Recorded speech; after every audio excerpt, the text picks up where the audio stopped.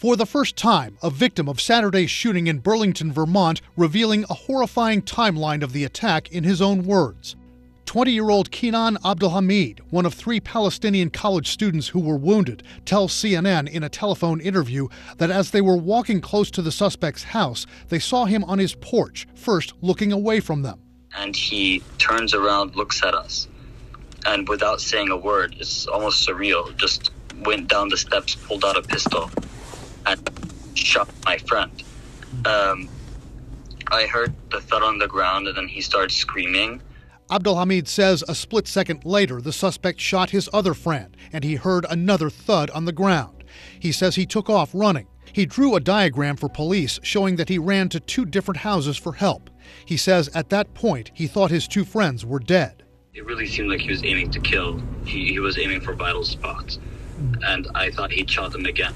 Abdalhamid has a bullet wound in the right glute. His friend Tassin Ali Ahmed was shot in the chest, and Hisham Awartani suffered a bullet wound to the spine. I have no words. I hope he will walk again. Appearing with his mother on ABC's The View, Kinnan Abdalhamid says he didn't think he or his friends would have left the hospital if they hadn't heard the suspect had been caught. Still have this underlying fear because of the experience. So sometimes even like knocking at the door could give kind of a bit of a fear response. The suspect, Jason Eaton, has pleaded not guilty to 3 counts of attempted murder in the 2nd degree.